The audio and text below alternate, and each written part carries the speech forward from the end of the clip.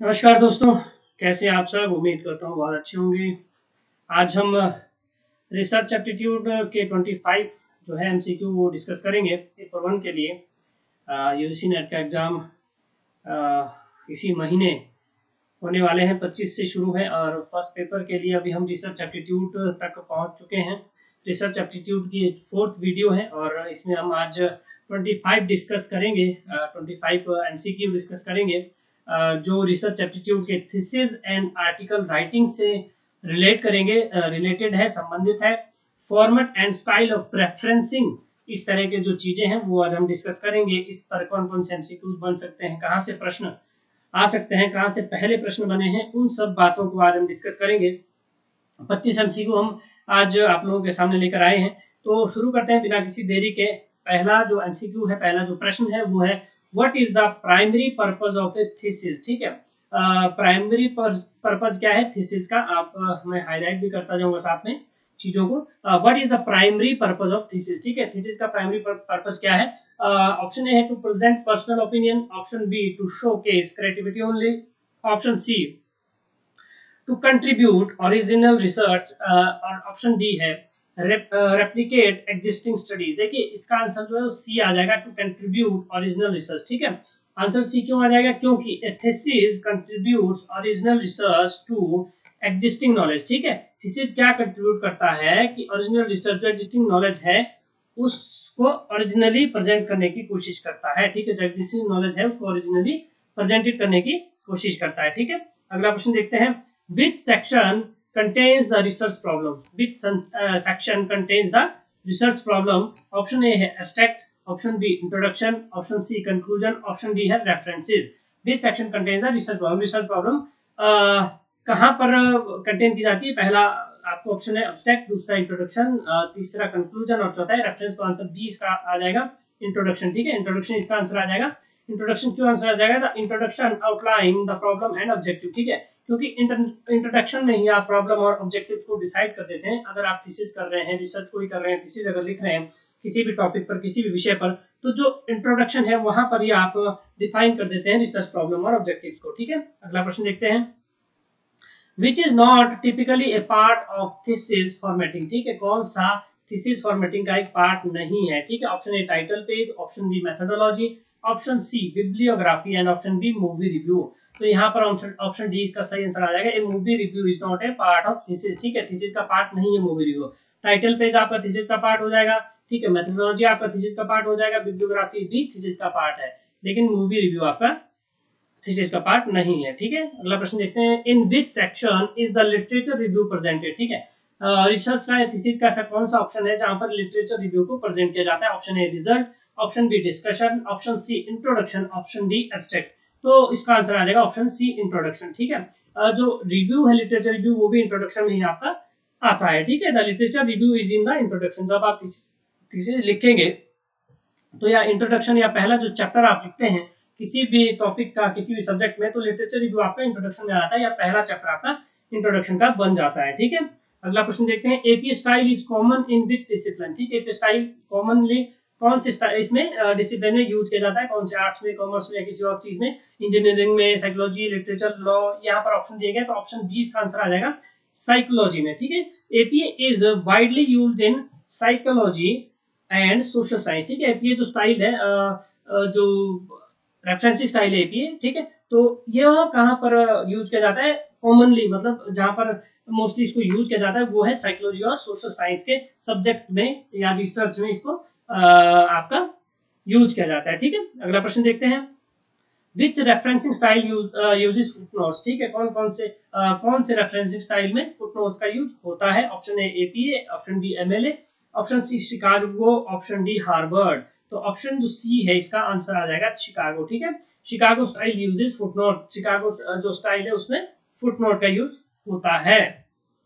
अगला प्रश्न देखते हैं। Which element is not necessary in APA references. ठीक है, which element is not necessary in APA references. कौन सा ऐसा एलिमेंट है जो एपीए रेफरेंस जब हम देते हैं, एपीए शैली में जब हम रेफरेंस देते हैं किसी भी रिसर्च में, रिसर्च पेपर में, अपने थीसिस में, तो कौन सा नेसेसरी नहीं है एपीए रेफरेंसेस के लिए? ऑथर है, टाइटल ऑफ वर्क है, पब्लिशर है, कलर ऑफ कवर पेज है। तो इसका आंसर आ जाएगा डी। ठीक है। The cover page colour is not relevant to APA references, ठीक है। ऑथर आपका एपीए रेफरेंस में आएगा, ठीक है। टाइटल ऑफ वर्क आपका आ जाएगा, पब्लिशर आपका आ जाएगा, ठीक है। ये सब चीजें क्या आ जाएगी, एपीए रेफरेंस जो स्टाइल है उसमें आ जाएगी, लेकिन जो कलर ऑफ कवर पेज है वो नहीं आएगा। अगला प्रश्न देखते हैं, MLA referencing style is use in which field, ठीक है। एमएलए जो है वो रेफरेंसिंग जो स्टाइल है वो किस में यूज किया जाता है, कौन सी फील्ड में यूज किया जाता है। पहला है सोशल साइंसेज में, दूसरा ह्यूमैनिटीज में, तीसरा मेडिसिन में, चौथा इंजीनियरिंग में। तो इसका आंसर आ जाएगा बी, ऑप्शन बी, ह्यूमैनिटीज में, ठीक है। MLA is use in humanities, ज्यादातर जो एमएलए स्टाइल है वो ह्यूमैनिटीज जो स्ट्रीम है, ह्यूमैनिटीज जो क्या बोलते हैं फील्ड है उसमें यूज किया जाता है, ठीक है। अगला प्रश्न देखते हैं, which part of the thesis is written last but placed first, ठीक है। कौन सा ऐसा पार्ट है जो सबसे लास्ट में लिखा जाता है थीसिस में, लेकिन उसको जब आप सबमिट करेंगे तो सबसे पहले आपको रखना पड़ेगा, ठीक है। तो इंट्रोडक्शन है, एब्स्ट्रैक्ट है, रिजल्ट है, रेफरेंसिंग है। तो ऑप्शन बी इसका आंसर आ जाएगा, एब्स्ट्रैक्ट, ठीक है। Abstract is written last but appears first. Abstract में क्या लिखा जाता है, आप महत्वपूर्ण बातें लिखी जाती है अपने थीसिस की, अपने रिसर्च की, और उसको बाद में लिखते हैं कि आपने महत्वपूर्ण चीजें आपके रिसर्च में क्या क्या है, क्या इंपॉर्टेंट जो बातें हैं। एब्स्ट्रैक्ट में 10 से 15 बातें आप ऐसी लिखेंगे जो आपकी रिसर्च को किसी और रिसर्च से अलग बनाते हैं, या कोई आपने प्राइमरी वर्क किया है कोई, तो इस तरह की चीजें जो है इंपॉर्टेंट जो चीजें हैं वो लिखते बाद में है, ठीक है। रिसर्च आप लिख लेंगे, कोई रिसर्च पेपर आपने लिख लिया है, थीसिस आपने लिख लिया है, एब्स्ट्रैक्ट आप बाद में इसलिए लिखेंगे कि बहुत सारी चीजें जो आपने इंपॉर्टेंट जो अपने थीसिस में बताई है वो आप एब्स्ट्रैक्ट में यानी शॉर्ट फॉर्म में आप सबसे पहले बता देंगे कि मेरे थीसिस की, मेरे रिसर्च पेपर की खासियत जो है ये है। एब्स्ट्रैक्ट का मतलब होता है उसमें जो खासियत है वो आप बताएंगे, ठीक है। शॉर्ट फॉर्म में अपने थीसिस को बताएंगे। तो अगर शॉर्ट फॉर्म में आप किसी चीज को बताते हैं तो उसकी मेन चीजें ही बताते हैं, ठीक है। अगला प्रश्न देखते हैं, व्हाट इज प्लेजरिज्म, ठीक है। ऑप्शन है using too many references, copying other work without citation, citing outdated sources, या राइटिंग लेंथी आर्टिकल। तो ऑप्शन बी आ जाएगा, copying other work without citation. जब आप किसी दूसरे के कार्य को विदाउट उनको साइट किए हुए अपने कार्य में, अपने शोध में, अपने रिसर्च में उसको लाते हैं, एज इट इज चिपकाते हैं, तो कॉपी पेस्ट करते हैं, तो प्लेजिज्म आ जाता है, ठीक है। तो इसको क्या बोलते हैं, प्लेजिज्म क्या होता है, साहित्य चोरी, यानी कि जो पहले से कोई पब्लिश वर्क है, पहले से किसी ने व्यक्ति ने उस किताब को लिखा है, रिसर्च पेपर को लिखा है, तो वहां से कुछ चीज आप चोरी कर रहे हैं, उसको प्लेजिज्म कहते हैं, ठीक है। Plagiarism is using someone else work without credit, ठीक है। यदि आप उनको क्रेडिट नहीं दे रहे हैं, यदि आप उनको मेंशन नहीं कर रहे हैं अपने सोर्सेज में कि मैंने जो ये बात है उस किताब से लिखी है, उस राइटर से लिखी है, वहां से उठाई है, तो फिर आप प्लेजरिज्म का शिकार हैं और आप प्लेजरिज्म कर रहे हैं, साहित्य चोरी कर रहे हैं, ठीक है। अगला प्रश्न देखते हैं, how are references arranged in Harvard style, ठीक है। हार्वर्ड स्टाइल ऑफ जो सोर्सेज या क्या बोलते हैं जो आप बिब्लियोग्राफी देते हैं उसमें हार्वर्ड स्टाइल में किस तरह से अरेंज किया जाता है चीजों को, तो वो ऑप्शन यहाँ पर दिए है, क्रोनोलॉजिकली, या फिर अल्फाबेटिकली बाय ऑथर्स नेम, या फिर रैंडमली आप करते हैं, या फिर इंपॉर्टेंस के हिसाब से आप रेफरेंस को बनाते हैं, ठीक है। तो ऑप्शन जो बी है इसका आंसर आ जाएगा अल्फाबेटिकली बाय ऑथर्स नेम, ठीक है। तो ऑथर्स नेम का अल्फाबेटिकली है, जैसे यदि किसी ऑथर का नाम ए से है तो पहले उसका रेफरेंस आ जाएगा, यदि किसी का बी से है तो फिर उसके बाद उसका आ जाएगा, फिर सी वाला, उसके बाद डी वाला, उसके बाद जेड का सबसे लास्ट में, ठीक है। Harvard arrange references alphabetically by author's name, ठीक है। अल्फाबेट ऑथर्स के नेम के हिसाब से जो अल्फाबेटिकली पहले आते हैं उस हिसाब से रेफरेंसेस जो दिए जाते हैं, ठीक है। अगला प्रश्न देखते हैं, विच सेक्शन समराइज की फाइंडिंग, ठीक है। कौन सा सेक्शन जो है की फाइंडिंग को समराइज करता है। ऑप्शन एक, इंट्रोडक्शन, मेथोडोलॉजी, रिसर्च, या कंक्लूजन। तो ऑप्शन डी इसका आंसर आ जाएगा कंक्लूजन, ठीक है। कंक्लूजन क्या करता है, समराइज करता है फाइंडिंग्स को, आपकी जो फाइंडिंग्स है, द कंक्लूजन समराइज की फाइंडिंग, जो आपकी फाइंडिंग्स है रिसर्च में, जो आपने प्राप्त किया है, नई जो रिसर्च किया आपने, नया खोज किया है, जो आपकी फाइंडिंग्स होती है रिसर्च करने के बाद, किसी रिसर्च पेपर को लिखने के बाद, या फिर किसी थीसिस को बनाने के बाद, लिखने के बाद, पीएचडी करने के बाद, एमफिल करने के बाद, जो आपकी फाइंडिंग्स होती है उस टॉपिक से रिगार्डिंग आपने जो इंपॉर्टेंट खोज की है, इंपॉर्टेंट बातें जो आपने फाइंड की है, वो कंक्लूजन में आप लिखेंगे, ठीक है। अगला प्रश्न देखते हैं, in APA referencing style which is written in italic, ठीक है। अब एपीए अगर आप रेफरेंसिंग स्टाइल यूज कर रहे हैं तो उसमें इटालिक में क्या चीजें लिखी जाती है। Option A, authors name, B, title of the book और journal, option C, page number, और option D, year of publication. तो आंसर आ जाएगा इसका बी, ठीक है। टाइटल ऑफ द बुक और जर्नल क्या आ जाएगा आपका, इटालिक में लिखना पड़ेगा। यदि आप APA style of referencing use कर रहे हैं तो क्या है, आपको टाइटल ऑफ द बुक और जर्नल को क्या करना पड़ेगा, इटालिक स्टाइल में लिखना पड़ेगा। Book and journal titles are book and journals title are italicised by APA, ठीक है, इटालिसाइज्ड बाय एपीए। ओके, अगला प्रश्न देखते हैं। Which is not A referencing style, APA, MLA, Oxford, NASA. तो ऑप्शन डी आ जाएगा। नासा क्या है, ये रेफरेंसिंग स्टाइल नहीं है। एपीए आपका रेफरेंस स्टाइल है, एमएलए आपका रेफरेंसिंग स्टाइल है, ऑक्सफोर्ड आपका रेफरेंसिंग स्टाइल है, बल्कि नासा आपका रेफरेंसिंग स्टाइल नहीं है, ठीक है। आपको ये प्रश्न इजी लग रहे होंगे, लेकिन जब आप पेपर देने जाते हैं, जब आप यूसी नेट के एग्जाम में बैठेंगे, तो आपको इससे रिगार्डिंग थोड़े से टफ या थोड़े घुमा के आपसे प्रश्न पूछे जाएंगे। तो उन प्रश्नों का यहीं से ही, इन जो बेसिक जो सवाल है, बेसिक जो कॉन्सेप्ट को क्लियर करके ही वो जो सवाल है उनका आप उत्तर दे सकते हैं, जवाब दे सकते हैं, ठीक है। अगला प्रश्न देखते हैं। What is the main differences between thesis and article? ठीक है, article are longer, thesis are personal stories, thesis are more detailed, article never have references। तो ऑप्शन सी इसका आंसर आ जाएगा, दीज आर मोर डिटेल्ड, ठीक है। Thesis और article क्या होता है, आर्टिकल आपका 5 पेजेस में हो सकता है, आपका 10 पेजेस में हो सकता है, तो 10 पेज में आप जितनी डिटेल दे सकते हो वो देंगे आप। लेकिन यदि थीसिस की बात करें तो थीसिस आपका 250 पेज का हो सकता है, 300 पेज का भी हो सकता है, 500 पेज का भी हो सकता है। तो थीसिस में क्या है, डिटेल्ड चीजें जो है वो दी जाती है। आर्टिकल में आप शॉर्ट फॉर्म में चीजें देंगे, हाँ एक टॉपिक तक आप सीमित रह सकते हैं, 10 पेज, 8 पेज, 15 पेज, 20 पेज, इससे ज्यादा आप आर्टिकल या रिसर्च पेपर में ये चीजें नहीं मेंशन करेंगे। लेकिन थीसिस में आप 250, 300, 500 पेज तक भी लिख सकते हैं, उसकी डिटेल दे सकते हैं, एक्सटेंड कर सकते हैं, ठीक है। These more comprehensive than articles, ठीक है। अगला प्रश्न देखते हैं।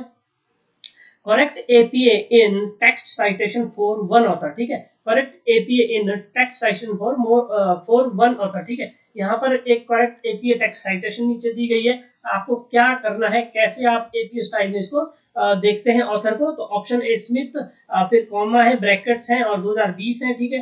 फिर स्मिथ 2020 है, स्मिथ फिर 2020 आपका इसमें ब्रैकेट्स में है, फिर स्मिथ कॉमा 2020 आपका ओपन लिए। तो ऑप्शन ए इसका आंसर आ जाएगा, ठीक है। क्या आ जाएगा, ऑप्शन ए आ जाएगा इसका आंसर। एक मिनट, ऑप्शन ए इसका आंसर आ जाएगा, स्मिथ 2020, स्मिथ फिर कोमा फिर 2020, ठीक है। APA use author comma year format में, ठीक है। एपीए में क्या होता है, आपका ऑथर भी ब्रैकेट में आता है, फिर कॉमा आता है, फिर ईयर भी एपीए में आ जाता है, ठीक है। अगला प्रश्न देखते हैं। करेक्ट थीसिस राइटिंग ऑर्डर कौन कौन से हैं, एब्स्ट्रैक्ट, रिजल्ट, कंक्लूजन, इंट्रोडक्शन, या फिर B introduction, literature review, methodology, result, conclusion, ठीक है। फिर C methodology, conclusion, literature review, result, फिर डी कंक्लूजन, एब्स्ट्रैक्ट, इंट्रोडक्शन और रिजल्ट। तो यहाँ पर ऑप्शन बी जो है इसका आंसर आ जाएगा। पहले आप इंट्रोडक्शन लिखेंगे किसी भी थीसिस का, फिर आप लिटरेचर रिव्यू करेंगे किसी भी थीसिस का, ठीक है। फिर आप मेथोडोलॉजी लिखेंगे किसी भी थीसिस की, फिर आप रिजल्ट लिखेंगे, फिर आप कंक्लूजन लिखेंगे। तो ये जो सही क्रम है किसी भी थीसिस को लिखने के लिए, पहले इंट्रोडक्शन लिखेंगे, फिर लिटरेचर रिव्यू लिखेंगे, फिर मेथोडोलॉजी लिखेंगे, फिर आपका रिजल्ट्स और फिर कंक्लूजन, ठीक है। इस तरह से आप क्या है थीसिस को अपना बनाएंगे, लिखेंगे, ठीक है। The correct order is introduction, literature review, methodology, result and conclusion, ठीक है। अगला प्रश्न देखते हैं। विच स्टाइल यूजेस हैंगिंग इंडेंट, ठीक है। कौन सा स्टाइल है जो हैंगिंग इंडेंट को करता है, यूज करता है, ठीक है। Option A APA, option B MLA, option C Chicago, all of the above. तो ऑप्शन जो डी है इसका आंसर आ जाएगा all of the above. Hanging indent is used in all the style. Hanging indent इसको किसी और दिन डिस्कस करेंगे कि हैंगिंग इंडेंट होता क्या है, ठीक है। हैंगिंग इंडेंट क्या होता है, इसको किसी और दिन हम डिस्कस करेंगे, ठीक है। अगला प्रश्न देखते हैं। Which section discuss result significance, ठीक है। Which section discuss result significance. Option A methodology, option B discussion, option C abstract, option D references. तो ऑप्शन डी इसका आंसर आ जाएगा डिस्कशन, ठीक है। The discussions explain the significance of the result, ठीक है। जो डिस्कशंस है वो क्या करते हैं, सिग्निफिकेंस होते हैं, रिजल्ट के साथ क्या है संबंध बनाते हैं। यदि डिस्कशन आप करते हैं तो इसका संबंध क्या होता है, रिजल्ट से सीधा सीधा संबंध होता है, ठीक है। अगला प्रश्न देखते हैं। Which referencing style uses EP और एएल डॉट, क्वेश्चन मार्क दिया है, एपीए, एमएलए, शिकागो और अपोलो, ठीक है। ET AL is used in the major referencing style, मतलब डी ऑल ऑफ अबव में ये चीजें रखी जाती है, ठीक है, जो रेफरेंस स्टाइल होते हैं। अगला प्रश्न देखते हैं। कॉमन रेफरेंसिंग मैनेजमेंट सॉफ्टवेयर क्या है, ठीक है। ऑप्शन ए है एमएस पेंट, ऑप्शन डी है बी है EndNote, option C Adobe Photoshop, option D है विंडोज मीडिया प्लेयर। तो ऑप्शन डी इसका आंसर आ जाएगा। कॉमन रेफरेंसिंग मैनेजमेंट क्या है, एंडनोट है। EndNote is used for referencing management, ठीक है। एंडनोट रेफरेंसिंग मैनेज किसके लिए यूज किया जाता है, रेफरेंसिंग को मैनेज करने के लिए, मैनेजमेंट करने के लिए, ठीक है। अगला प्रश्न है। What should not be in the reference list, कौन सा रेफरेंस लिस्ट में शामिल नहीं होता है, book cited, personal communication, article cited या वेबसाइट साइटेड। तो आंसर बी आ जाएगा, पर्सनल कम्युनिकेशन। यदि आपने रिसर्च के बारे में, थीसिस के बारे में, रिसर्च पेपर के बारे में, आर्टिकल के बारे में किसी से पर्सनल कम्युनिकेशन किया है तो आप रेफरेंस में मेंशन नहीं करेंगे। ठीक है, personal communication are cited in text only. ठीक है, टेक्स्ट में ही आप इसको दिखाएंगे, बताएंगे, लेकिन आप इसको रेफरेंसिंग में नहीं बताएंगे। ठीक है, अगला प्रश्न देखते हैं, which is not part of article writing. कौन सा इनमें से जो है वो आर्टिकल राइटिंग का पार्ट नहीं है। ऑप्शन ए है title, option B abstract, option C financial statement, option D keywords. Option C इसका आंसर आ जाएगा, फाइनेंशियल जो स्टेटमेंट है वो पार्ट नहीं है आर्टिकल का। ठीक है, financial statement is not a part of article writing. ठीक है, अगला प्रश्न देखते हैं, where is the publication year placed in APA. जो एपीए स्टाइल ऑफ रेफरेंसिंग है उसमें आप पब्लिकेशन ईयर को कहाँ रखते हैं।